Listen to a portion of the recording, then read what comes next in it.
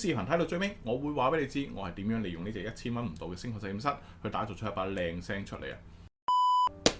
喺我手上嘅呢隻就係水粵語嘅 Cadence 中槍，咁呢款可能係 K 系列收官之作嘅耳塞啊！喺我深入體驗咗一排之後，我發現佢唔單止係一隻1000蚊以內把聲抽得嘅耳塞咁簡單啦，佢更加係一隻可玩性超高嘅聲學實驗室啦！咁視頻睇到最尾，我會話俾你知我係點樣利用呢隻1000蚊唔到嘅聲學實驗室去打造出一把靚聲出嚟啊！咁 Cadence 中槍咧有一把非常之中正、飽滿、三頻均衡、低頻沉穩紮實，而且具備一定分離度嘅聲音基礎。咁建立喺呢個基礎之上嘅聲學實驗室，到底可以帶俾我哋一個點樣嘅聲音體驗呢？Cadence 中槍喺聲學上面咧就俾咗我哋 A、B、C 3種唔同長度嘅可更換聲學偶合導管同埋2隻唔同材質嘅耳塞套啊！咁對於我個人嘅聽感嚟講啊，耳塞默認裝載嘅 B 導管咧有呢個中頻密度高、低頻沉穩寬鬆嘅特性，屬於呢種慢金油嘅類型啊。咁而 C 導管咧就有呢個提升高頻發音啦、聲場空間感啦同埋聲音分離度咁嘅特性啊，可以呈現一個更加立體、更加大嘅框架，而且效果仲非常之明顯啊，適合追求貴氣感嘅人聲啦、古典啦、交響啦同埋爵士樂。呢個咧亦都係我個人比較中意嘅聽感啊。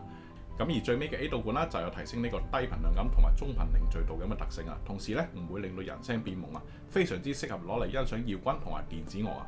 咁點解要叫呢一條導管做聲學偶合導管呢？呢一點就要講到其實我哋每一位燒友佢耳道嘅粗細長短咧都係有唔同嘅，而唔同長度嘅聲學偶合導管啊，可以令到唔同耳道同埋耳塞之間咧起到呢個耦合補償嘅作用。呢個亦都相當於你攞一套既定嘅家庭系統放喺唔同嘅空間入邊，需要唔同嘅擺位咁樣樣，從而咧可以帶嚟唔同嘅音色、分離度同埋空間感嘅體驗啊。咁呢一點咧，可能咧亦都需要各位燒友根據自身嘅情況去選擇適合自己嘅聲學偶合導管啦。而將呢一種聲學偶合導管做到耳塞入邊咧，水粵語應該係第一間咁樣做嘅公司啦。咁如果你仲唔滿足於呢3種聲學偶合導管啊所帶嚟嘅聲音改變嘅話咧，你仲可以通過更換佢標配嘅清水耳塞套啦，去強化佢嘅解釋力，又或者講係埋第三方嘅記憶海綿耳塞套啦，去增強佢嘅低頻嘅氛圍感啊。咁通過呢個聲學偶合導管啦、耳塞套啦同埋耳機線3重嘅調音咧，真係可以組合出千變萬化嘅聲音表現啦。咁喺使用場景上面咧，Cadence 中槍配咗一條4.4口嘅平衡線啦，一條3.5口嘅轉接線啦，同埋一條小尾巴，